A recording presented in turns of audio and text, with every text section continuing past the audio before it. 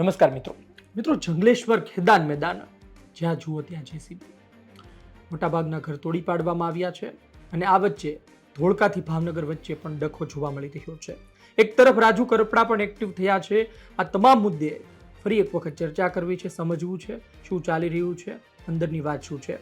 ગુજરાત તક હેડ નિશિત રાજ્યગુરુ પાસેથી જાણીશું.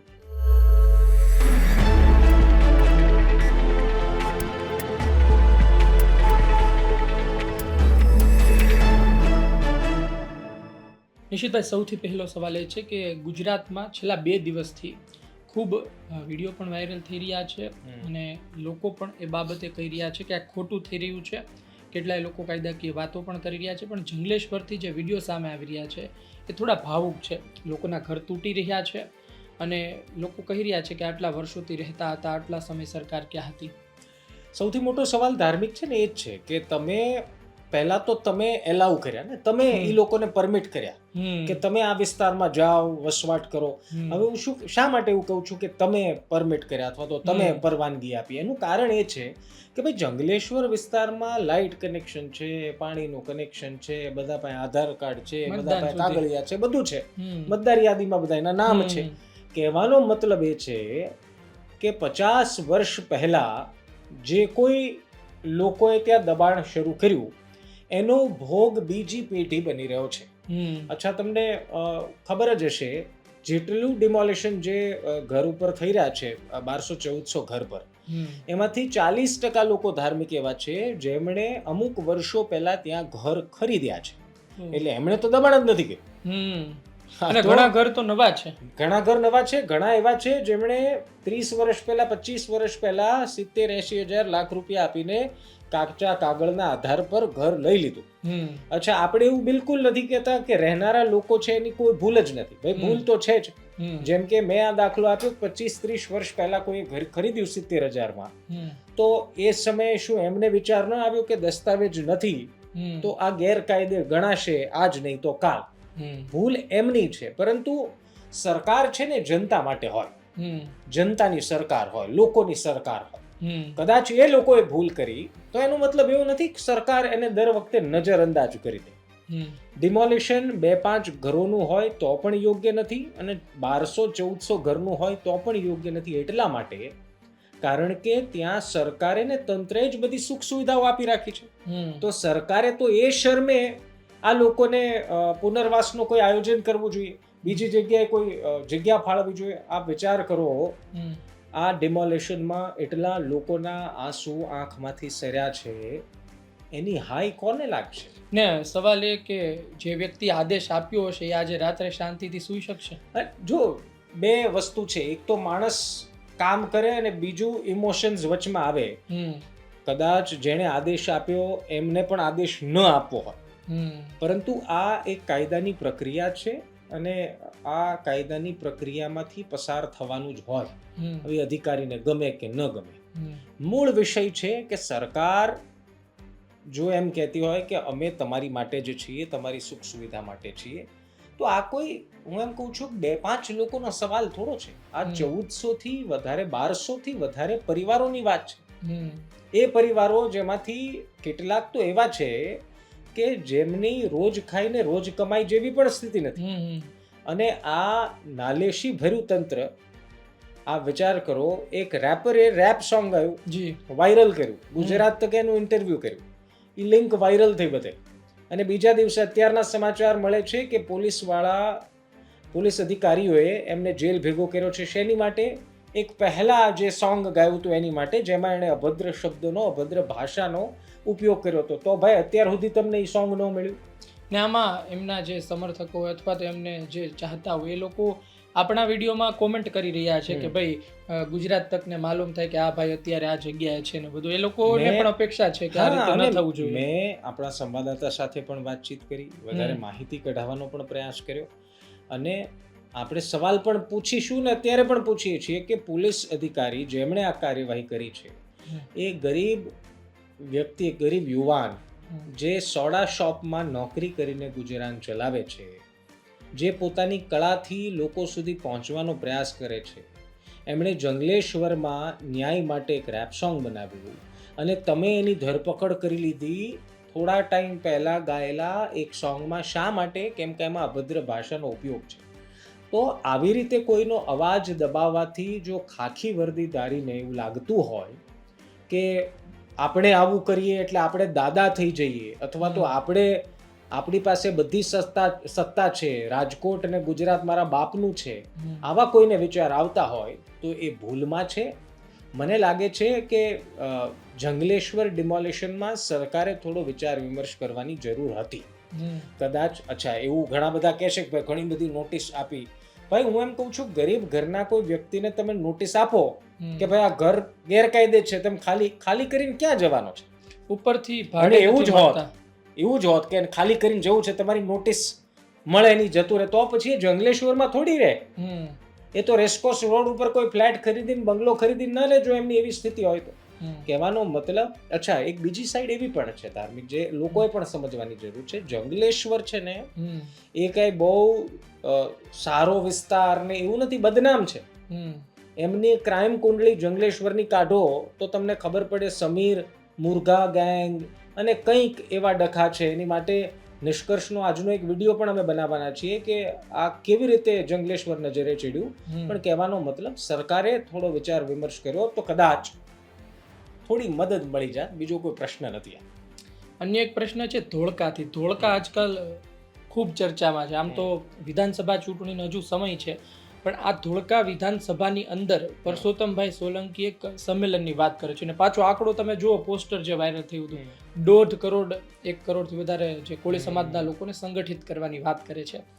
એ પછી ત્યાં ભરતી મેળા શરૂ થયા છે ને એમાં એ પોસ્ટરમાં એવું લખવામાં આવ્યું હતું કે રાજકીય ક્ષેત્રે પણ બદલાવ, એટલે સામાજિક ક્ષેત્રે એમ તો રાજકીય ક્ષેત્રે ત્યાં તો પરસોત્તમભાઈ જે પાર્ટીથી આવે છે એ જ પાર્ટીના કિરીટસિંહ ડાભી MLA છે ને હવે 700 જેટલા લોકો કોંગ્રેસમાં જોડાઈ ગયા છે આ વચ્ચે. એટલે તમે શું વિચારો છો, ધોળકામાં બદલાવ આવવાનો છે? સૌરાષ્ટ્રના 3-4 જગ્યાઓ ખૂબ અત્યારે ચર્ચામાં છે. રાજકોટનું જંગલેશ્વર લઈ લો, બોટાદ લઈ લો, ધોળકા લઈ લો, ભાવનગર લઈ લો, અને પછી રાજુભાઈનું સુરેન્દ્રનગર લઈ લો. પરંતુ એની પહેલા ધોળકાની વાત કરી લઈએ. જો ધોળકામાં છે ને, જ્યારથી આ જાહેરાત થઈ કે એક ભાઈના દિલની વાત એવી કંઈક પોસ્ટર વાયરલ થયું હતું, ત્યારથી આ બધા રાજકીય નેતાઓ, બાકી પક્ષોના જે છે એ સોગઠાબાજી રમવાની શરૂઆત થઈ ચૂકી છે. કારણ કે બધાઈને એવું છે કે જો પરસોત્તમ સોલંકી જે ભાવનગર ગ્રામ્યના ધારાસભ્ય છે એ ધોળકામાં આવીને જો 1 કરોડ લોકો ભેગા કરી દે, જેમ આપણે જોયું કે ગાંધીનગરમાં અલ્પેશ ઠાકોરે હજારોની જનમેદની ગાંધીનગરમાં ભેગી કરી દીધી, એટલે અલ્પેશભાઈનો સરકારમાં સિક્કા પડી ગયા. આમાં પાછું અમે જ્યારે જાણ્યું ત્યારે એ પણ માહિતી મળી કે 1 કરોડ તો ભેગા ન જ થાય, શક્ય જ નથી. ફક્ત એવી વાત છે કે જે તમામ કાંઠા વિસ્તારને એમાં રહે છે બધાને ખાલી સંગઠિત કરવાની વાત છે, પણ એવી ચોખવટ પોસ્ટરમાં ન કરવામાં આવી. એટલે તો સ્વાભાવિક છે, એવું તો કોઈ નેતા અથવા તો કોઈ એવા સમાજના લોકો કે સમાજના નેતા એવું કહે નહીં કે ભાઈ અમારે 22,000 લોકો આવવાના છે. આ તો એક એક્ઝામ્પલ આપું છું. 1 કરોડ કે છે એટલે 1 કરોડ તો નથી જ આવવાના, પણ હું એમ કહું છું કે સંખ્યા તો મોટી થવાની. હવે જ્યારથી આ પોસ્ટર વાયરલ થયું છે ત્યારથી ધોળકામાં એ વાતની રાજકીય પક્ષોને ચિંતા છે, કોંગ્રેસ અને આમ આદમી પાર્ટીને, કે જો પરસોત્તમ સોલંકી ભાવનગરથી ધોળકા આવીને આવડી મોટું સંમેલન કરી નાખે, પોતાના દિલની વાતના બહાને કોળી સમાજને એવો સંદેશ આપી દે કે કોળી સમાજ એક ઝાટકે એક તરફ આવી જાય, તો 27 આવતા આપણા હાથમાં ઠૂઠું વધવાનું નથી. હવે આવું શેની માટે કહીએ છીએ? કારણ કે ધોળકામાં કોળી સમાજના મતદારોની સંખ્યા વધુ છે. કોંગ્રેસ તો છેલ્લી 2 ટર્મથી જીતેલી મેચ હારતું આવ્યું છે, એટલે ખૂબ ઓછા પાતળી સરસાઈથી ભાજપના ઉમેદવાર ત્યાં જીતે છે. હવે આ એક એવી કોંગ્રેસ માટે ઇમ્પોર્ટન્ટ શું કામ છે? કારણ કે આ એક એવી ટફ ફાઇટ છે ધાર્મિક કે ત્યાં કોંગ્રેસને આશા છે કે થોડીક વધારે મહેનત કરીએ તો શક્ય છે કે આપણે આ ગેમ અથવા તો ધોળકાની બેઠક જીતી શકીએ. હવે પ્રોબ્લેમ શું થયો? શા માટે 700 લોકો 500 લોકો કોંગ્રેસમાં જોડાવા મળ્યા? પ્રોબ્લેમ એ થયો કે અત્યાર સુધી તો પાતળી સરસાઈ હતી, એટલે હવે થશે શું કે જો પરસોત્તમ સોલંકી આવશે, ભારતીય જનતા પાર્ટીનો આડકતરો પ્રચાર કરશે, તો એમના કોળી સમાજના ઉમેદવારને જે મત મળે છે ને એમાંય ભંગાણ પડશે, પાતળી સરસાઈ મોટી સરસાઈ થઈ જાય. આપણને તો સવાલ એ થાય કે પહેલેથી જ ત્યાં ધારાસભ્ય છે, તો રાજકીય ક્ષેત્રે બદલાવ શું એવું વિચારે છે કે કોળી સમાજના કોઈ MLA બને? આ એક માહોલ જામ્યો છે છેલ્લા થોડા સમયથી એક સામાજિક દ્રષ્ટિકોણથી, અને એને રાજનીતિ સાથે જોડવામાં આવી રહ્યો. ભાઈ, અમારા સમાજની સંખ્યા જ્યાં વધારે હોય ત્યાં અમારા સમાજના ઉમેદવારને ટિકિટ મળવી જોઈએ. પણ ધાર્મિક રાજનીતિ આવી રીતે ચાલે નહીં, અને આ કરવા વાળા નેતાઓને ખબર છે.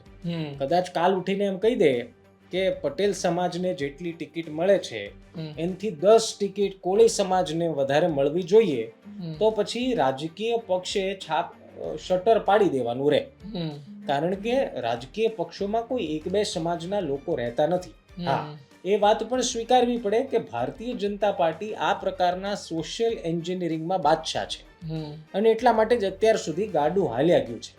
પણ હવે મને નથી લાગતું જે રીતના કોળી સમાજ ને બાકી બધા સમાજો એકત્ર થઈ બંધારણની વાતની સાથોસાથ શક્તિ પ્રદર્શન કરી રહ્યા છે. આપ યાદ રાખજો મારા શબ્દો, જેમ જેમ 27 આવશે ને તેમ તેમ અલગ અલગ સમાજની ડિમાન્ડ કમલમ અને કોંગ્રેસ કાર્યાલયને આપ કાર્યાલય પહોંચવાની છે. શું કામ? કારણ કે સમાજ જ્યારે એકત્ર થઈ જાય તો એ સમાજની સંખ્યા ગણે કે ભાઈ 6 કરોડ 7 કરોડ ગુજરાતમાં રહેતી વસ્તીમાં આપણે 25% છીએ, તો કુલ બેઠકના 25% તો મિનિમમ મળવા જોઈએ. એટલે આ પ્રકારની ડિમાન્ડ અને આ બધું છે ને આ વખતે થોડુંક વધારે છે. બાકી વિધાનસભાની ચૂંટણી પહેલા આ બધા સામાજિક નેતાઓ, જે રાજકીય નેતા હોય, એ થોડો ટાઈમ માટે સામાજિક નેતા થઈ જાય, સમાજનો ઝંડો લઈને ઘડીક દોડશે કે સમાજમાં આમ કરી નાખીએ ને તેમ કરી નાખીએ. જેવી ટિકિટ મળી જશે, ડિમાન્ડ પૂરી થશે, 27 નું ઇલેક્શન પૂરું થશે, એટલે પછી ઈ નેતાએ ગાયબ અને સમાજની વાતોય ગાયબ, ને પછી હરિઓમ હરે રામ કરો. કારણ કે આ જ પ્રથા વર્ષોથી હાલી આવે છે. એક મુદ્દો ભાવનગરથી સામે આવ્યો. ભાવનગરમાં સમૂહ લગ્નનું આયોજન કરવામાં આવ્યું. આપણે એ બાબતે ચર્ચા કરી હતી, પણ એક વાત પોલિટિકલ ના આવી. ઉપરથી અરવિંદ કેજરીવાલ કોળી સમાજ કેટલો મહાન છે એ વિશે વાત કરે છે. ભગવંત માન પણ કોળી સમાજ વિશે વાતો કરે છે, અને ત્યારબાદ આમ આદમી પાર્ટીના અન્ય નેતાઓ પણ વાત કરે છે. કોર્પોરેશનની ચૂંટણી પણ છે અને ન્યાય સભા પણ ત્યાં યોજાઈ હતી ભાવનગર પશ્ચિમ. જીતુભાઈ જ્યાંથી ધારાસભ્ય છે. તમે શું માનો છો કે ત્યાં કોઈ પરિવર્તન આવી શકે? પરિવર્તનની તો ખબર નહીં, એ તો હજી મને લાગે છે કેટલી વાર કેજરીવાલ અને રાજુભાઈ કેટલું બળ કરે છે, અને ઓલી ચૂંટણી સમિતિમાં રાજુભાઈને સ્થાન મળી ગયું છે એટલે હવે ઈ બળ કરશે ને. કારણ કે અત્યાર સુધી તો સ્થાન મળતું હતું, પણ સ્થાનની સાથે સાથે ઓલું શું કહેવાય ફેમ કે પોસ્ટર બોય કોણ બનતું હતું એ બધાને ખબર છે. હવે મને લાગે છે કે કેજરીવાલને હવે ખબર પડી કે કોળી સમાજનું સૌરાષ્ટ્રમાં મહત્વ શું છે. એ વાત સારી છે કે સમાજના પ્રસંગમાં અથવા તો સામાજિક પ્રસંગમાં રાજકીય કોઈ વાત ન થઈ, પણ અચાનકથી કોળી સમાજ બહુ સારો ને મહાન લાગવા મળ્યો, જે ઓલરેડી છે જ. પણ કેજરીવાલને બહુ મોડી ખબર પડી, કારણ કે કેજરીવાલને કોકે સમજાવ્યું કે ભાઈ સૌરાષ્ટ્રમાં બેટિંગ કરવી હોય તો કોળી સમાજને આપણી તરફ આકર્ષિત કરવો પડે. અને એમાં બીજું તકલીફ શું છે, બ્રિજરાજ સોલંકી જે આમ આદમી પાર્ટીના એવા પોસ્ટર બોય બની ગયા છેલ્લા થોડા ટાઈમમાં, તો તમે એને પણ પ્રમોટ કરીને કોળી સમાજનો વિશ્વાસ જીતવા એવો કોઈ પ્રયાસ હજી સુધી તો નથી કર્યો. કે સામાજિક પ્રસંગ સિવાય, આ તો સામાજિક પ્રસંગમાં આમંત્રણ આપ્યું ને આવ્યા, સારી વાત છે. ગયા વર્ષે જે કાર્યક્રમ હતો એમાં પણ રાજનેતાઓ આવ્યા હતા. પણ હવે કેજરીવાલ સાહેબ અને ભગવત માન સાહેબ સારી રીતે જાણી ગયા છે કે ભાવનગરમાં જે નવનીત બાલદિયાનો મુદ્દો થયો અને એમાં હીરા સોલંકી પરસોત્તમ સોલંકીએ જે રોલ અદા કર્યો, એમાં આમ આદમી પાર્ટીનું કોઈ નામો નિશાન પણ નહોતું. કોંગ્રેસે થોડા ઘણા પ્રયાસ કર્યા, નેતાઓ એક બે જણા મળવા ગયા, પણ કઈ આવ્યું નહીં. આ વાત દિલ્હી સુધી ગઈ હશે, અથવા તો દિલ્હી કેજરીવાલ સાહેબને કીધું હશે અહીંના નેતાઓએ, અને પછી મને લાગે છે કે હવે ધીરે ધીરે ફોકસ વધારી રહ્યા છે. જો સમૂહ લગ્નમાં હાજરી અને રાજનીતિને કોઈ લેવા દેવા નથી, પણ એક વાત નક્કી મનમાં રાખો કે રાજનેતાઓ જ્યાં જાય, જે કાર્યક્રમમાં જાય, ત્યાં બહાર નીકળ્યા બાદ રાજનીતિની ચર્ચા ન થાય તો એ રાજનેતા કોઈ કામના નહીં. બરોબર ને? એટલે હવે મને લાગે છે કે કેજરીવાલ સાહેબને કોળી સમાજના પાવરનું અથવા તો એનું મહત્વ સમજાયું છે. અને હવે પાછું છે ને ટેકનિકલી હવે એ જોવાનું છે કે રાજુ સોલંકી ને બ્રિજરાજ સોલંકીને જવાબદારીઓ શું મળે છે, અથવા તો એમને પ્રમોટ પાર્ટી કેવી રીતે કરે છે. રાજુ સોલંકી વીર માંધાતા ગ્રુપના અધ્યક્ષ ભલે છે, પરંતુ સામાજિક કાર્યો ખૂબ કરે છે. પણ રાજકીય દ્રષ્ટિકોણથી એક ચૂંટણી લડી લેવાથી બહુ સારા રાજનેતા થઈ નથી જવાતું. અને તમે ચૂંટણી નથી લડ્યા તો તમે રાજનેતા પણ નથી એવું નથી થઈ જતું. જરૂર હવે જોવાનું એ છે કે આમ આદમી પાર્ટી પોતાની સ્પેસ કેવી રીતે બનાવે છે. એ જગ્યાએ સ્પેસ બનાવવાની છે જ્યાં ભારતીય જનતા પાર્ટીના કદાવર નેતાઓ ખીલ્લો ખોડીને બેઠા છે, અને ત્યાં તમારે જગ્યા બનાવવાની છે. હવે છેલ્લો સવાલ એ છે કે એ પડાવ આવી ગયો છે. જ્યારે રાજુ કરપડાએ રાજીનામું આપ્યું પછી એ કહેતા હતા કે હજુ સભાઓ કરીશ, ખેડૂતો સાથે વાત કરીશ. હવે એ સભા, એ ખેડૂતોની સાથેની વાતચીત આજથી રાતથી શરૂ થાય છે. આજથી ટૂંકમાં રાજુભાઈનું શક્તિ પ્રદર્શન શરૂ થાય છે. આવું થોડા ટાઈમ કિસાનનું અને શું ખેડૂતોની પંચાયત ને સભાઓ ને એવું બધું કરશે. હવે આજથી જોવાનું કે ખેડૂતોને ઈ કેમ ઘરે ઘરે જઈને પૂછવાના છે, સ્ટેજ પરથી પૂછવાના છે, જવાબ કોનો કન્સિડર કરવાના છે. કેમ કે એમણે કીધું હતું ને કે હું મારા ખેડૂત મિત્રોને પૂછીશ, એટલે ઓલું ધ્વનિ મતની જેમ આગળ વધી જવાનું છે. જાહેરમાં બોલશે કે મારે ભાજપમાં જવું, એટલે નાનું હા ને હાનું હા કરીને હાલ્યો જાવ, એવું નથી થવાનું ને. યાદથી જોશું.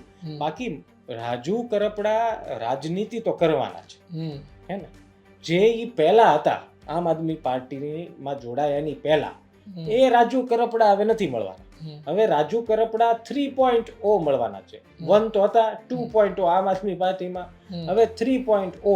હવે ઈ રાજુ કરપડા નંબર 3 ઈ કોની યારે જોડાશે ઈ ખબર પડશે. પણ એક વાત સાબિત બિલકુલ પોઝિટિવ વેમાં રાજુ કરપડા માટે ત્યારે સાબિત થશે કે આ સભાઓ, ખેડૂતોની સભાઓ કેટલી સક્સેસફુલ જાય છે. આમ આદમી પાર્ટીની કેટલીક સભાઓ મધ્ય ગુજરાત, ઉત્તર ગુજરાતમાં સુપર ફ્લોપ ગયેલી છે. હવે મૂળ વાત ઈ છે કે હવે પાર્ટીનું બેનર નથી રહ્યું. અત્યાર સુધી તો કેવું હતું કે રાજુ કરપડાના ફોલોવર પ્લસ આમ આદમી પાર્ટીના ચાહકો, એ બધા ભેગા મળીને જંગી સભા થતી. હવે આમ આદમી પાર્ટીના જે વિચારકો છે, સમર્થકો છે, ફોલોવર્સ છે, એ તો બધા આવવાના નથી. આમાં પાછી બીજી વાત એ છે નિશિતભાઈ કે હમણાં મને માહિતી મળી કે ગ્રામ સમિતિ રાજુ કરપડા ચલાવે છે. એટલે કે ગામડે ગામડે એમની સમિતિ બનેલી છે ને આજે સભા થઈ રહી છે ગ્રામ સમિતિની, એટલે કે દરેક ગામડામાં જેની સમિતિ બની છે એ બધા હાજર રહેશે. ને એમનો એવો દાવો છે, એટલે કે એમના સમર્થકોનો એવો કે એવી સંખ્યા એમની પાસે 70,000 સુધીની છે. હા, કેમ કે તમે સમજો આમ આદમી પાર્ટીમાં જોડાયા પહેલા રાજુ કરપડા કાંઈ જ નહોતા, એવું તો છે. રાજુ કરપડા પ્રત્યે ખેડૂતોનો પ્રેમ અને આદર હશે જ. એની પાછળનું કારણ એ છે કે રાજનીતિમાં લિપ્ત થયા વગર એમણે કેટલાક કામ કર્યા છે, અને એવા કામ કર્યા છે જે કામ મને લાગે છે કે ખેડૂતો વર્ષો ને સદીઓ સુધી, દાયકાઓ સુધી યાદ રાખશે. કારણ કે જે ગરીબ ખેડૂતને સહાયનો 1 રૂપિયો ન મળતો હોય, એને ઝડપી સહાય અપાવી દેવા માટે કોઈ યોદ્ધાની જેમ લડતો હોય, તો એને સ્વાભાવિક રીતે ખેડૂતો એક માનભેર પૂજે.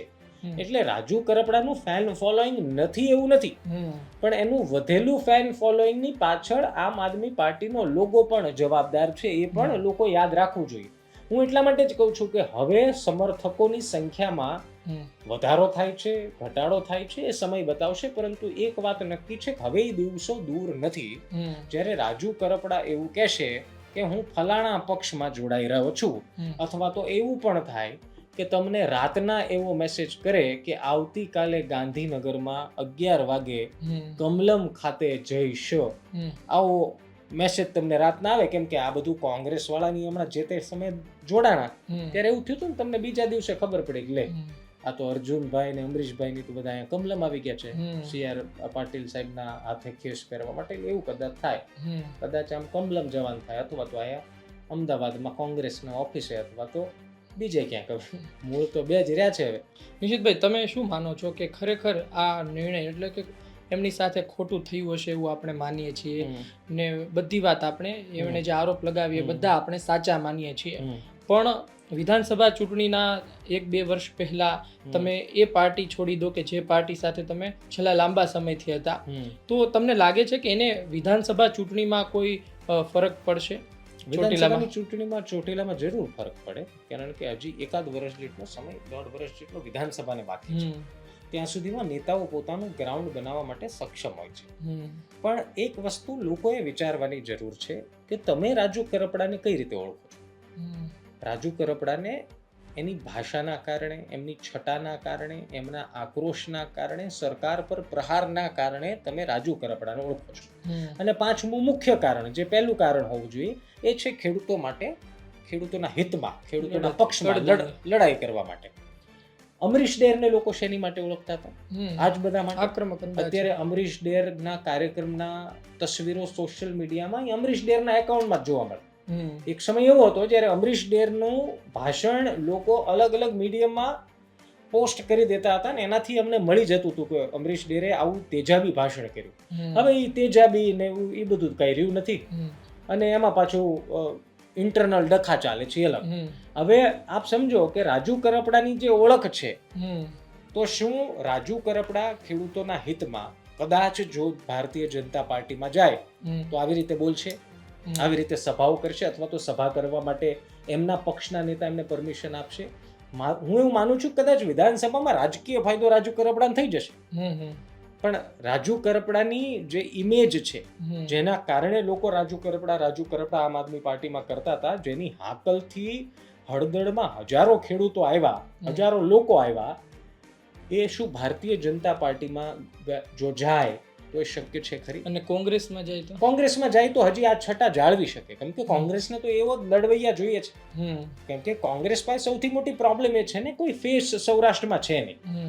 પાલ અંબલિયા એની રીતે ખેડૂતોના મુદ્દા મજબૂતાઈથી ઉઠાવે છે, પણ જો ચોટીલા બાજુ સૌરાષ્ટ્રમાં વધુ એક આવો લડાયક નેતા મળી જાય તો કોંગ્રેસના સૌરાષ્ટ્રમાં ખાસ જાન આવી જાય, કેમ કે સૌરાષ્ટ્રમાં કોંગ્રેસની હાલત બહુ ખરાબ છે.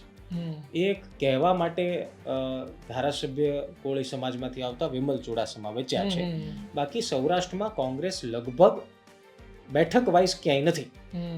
પણ કોંગ્રેસની રીચ ગ્રામ્ય વિસ્તારોમાં છે, એને જો યુટિલાઇઝ કરવી હોય, એનહેન્સ કરવી હોય, તો આવા કોઈ નેતાની જરૂર પડે, તો બંને માટે ફાયદો છે. પણ પછી પાછો એ સવાલ આવે કે જો કોંગ્રેસમાં જાય તો પછી આમ આદમી પાર્ટીમાં શું વાંધો હતો? રાજુભાઈનું સ્ટેટમેન્ટ એવું હોય છે કે ભાઈ મારા 2-3 કામ છે ખેડૂતો લગતા, એ જો કામ ભાજપ પૂરા કરી દે તો આવતીકાલે ભાજપમાં જોડાઈ જઈએ. હવે વાત એ છે કે કોંગ્રેસ વાળા પણ જો જોડે તો શરત મૂકે ને, એ તો કોંગ્રેસમાં જોડાઈ ગયા અને ભાજપ 2-3 કામ કોંગ્રેસ તો કરી નથી શકતી, કેમ કે સત્તા પર તો ભારતીય જનતા પાર્ટી, તો પછી તો એ પણ છોડી શકે ને. પણ એ તો એનું જ થયું, કદાચ ભાજપ 3 માંથી 2 ડિમાન્ડ સ્વીકારી લીધી તો ભાજપમાં જોડાઈ જશે. તો પછી રાજુભાઈ માટે લડવાનું શું? લડવા શું વચ્ચે? ડિમાન્ડ તો પૂરી થઈ ગઈ, તો પછી એમનું સપનું પૂરું. પછી રાજનીતિ કરો, ધારાસભ્ય બનો, સફેદ પેલા ઇસ્ત્રી ટાઈટ જભા લેંઘા પહેરીને વિધાનસભા જાવ, આવું બધું કરો, આનંદ. એમાં કઈ વાંધો નથી, કોઈ રાજનીતિમાં એમાં કઈ ખોટું નથી. કહેવાનો મતલબ એ છે કે આ ગુજરાતના લોકો રાજુ કરપડાને શેનાથી ઓળખે છે? લોકોને કેટલાય ખેડૂતો, કેટલાય એવા લોકો છે વંચિતો, જેમને એવી આસ જાગી હતી કે રાજુ કરપડા ભલે ગમે પક્ષમાંથી હોય પણ આપણી માટે લડી શકે એવો માણસ છે, એટલે આપણે એને સમર્થન કરવાનું છે. હવે હું એમ કહું છું જો ભાજપમાં જાય તો લડી શકે એવા માણસ રહેશે, અથવા તો ઈ તો માણસ રહેશે જ, પણ એમને લડવા દેશે, એમને બોલવા દેશે? અહીંયા તો પરિસ્થિતિ એ છે કે કયા મુદ્દા પર ડિબેટ કરવી જોઈએ, અથવા તો આ મુદ્દા પર ડિબેટ કરવી કે કેમ, એની પણ નેતાઓએ કમલમમાં પરમિશન લેવી પડે છે કે મને આ મુદ્દે, અને પાછું ઈ કમલમમાંથી કે એ જ વ્યક્તિ સાથે પછી તમારે ડિબેટ કરવાની. હવે આવી સિસ્ટમેટિક પદ્ધતિમાં રાજુ કરપડાનું તેજાબી તેવર સેટ થઈ જાય તો સારી વાત છે. ને અત્યારે આમ આદમી પાર્ટી કરતા તો ભાજપમાં અંદરના ઝઘડા વધારે ચાલી રહ્યા છે. આમાં તો એવું છે ને ભાઈ કે જે 40-50 વર્ષથી ભાજપમાં છે, 30-40 વર્ષથી જે રાહ જોઈને બેઠા છે કે ભાઈ આપણને ચોટીલામાં, આપણને ધંધુકામાં ધોળકામ ટિકિટ મળશે, ત્યાં પાછું કોક આવે અને એ ટિકિટ લઈ જાય. એટલે ઇન્ટરનલ બબાલો તો, વિખવાદો તો ભરપૂર છે બધા પક્ષમાં હોય, એમાં કઈ નવું નથી. અને 30 વર્ષથી સરકાર સત્તા પર હોય એટલે વધારે અપેક્ષાઓના ફૂલ વધારે બંધાણા હોય. પણ હવે કોંગ્રેસ યુક્ત ભાજપ, આવો જે કોંગ્રેસના નેતાઓ આરોપ લગાવે છે, એવું હવે હું એમ માનું છું કે ધીરે ધીરે એની તરફ આગળ વધતા હોય એવું લાગે છે. તમે લિસ્ટ કાઢો આમ કે આમાંથી કોંગ્રેસના નેતા કોણ કોણ, તો એ લિસ્ટ બહુ લાંબુ, 80-85 નામ તો જે તે સમયે મેં ગણેલા. એટલે હવે કદાચ છેલ્લા 2-3 વર્ષ વધી ગયા હોય તો. જી, તો દર્શક મિત્રો, રાજુભાઈ કરપડા શું નિર્ણય લે છે આ આવનાર સમયમાં ખબર પડશે, પણ તેના પડઘા કેવા હશે. જો ભાજપમાં જોડાય તો શું થઈ શકે, એમની છબી કેટલી ખરડાશે, અને કોંગ્રેસમાં જોડાય તો એ કેટલા ટકી શકશે, કેટલો સંઘર્ષ કરી શકશે, એ પણ સવાલ હશે. બીજી વાત એ છે કે ધોળકામાં ડખા શરૂ છે. પહેલાં એ છે કે સંમેલન થાય છે કે નહીં, કારણ કે હાલ તો શાંત થઈ ગયું છે વાતાવરણ. હવે ભાજપવાળાએ કોઈ આદેશ આપ્યો હોય કે નહીં ખબર નથી. હવે સંમેલન થશે તો પાછળ ડખા થવાના છે, 100%ની વાત છે. ભાવનગરમાં જે સમૂહ લગ્નમાં થયું તેના થોડા ઘણા ફાયદા મળશે. અને સૌથી અગત્યની વાત કે જંગલેશ્વરમાં જે ડિમોલેશન થઈ રહ્યું છે હજુ ચાલશે ને હજુ પણ તમારા સુધી વિડીયો પહોંચશે. એ આંસુના અને લોકોના ઘર તૂટી રહ્યા હોય ફરિયાદ સાથેના. ખેર, સમાચાર આપના સુધી પહોંચાડતા રહીશું. આપનો અભિપ્રાય કોમેન્ટ બોક્સમાં જરૂરથી લખજો. ધન્યવાદ.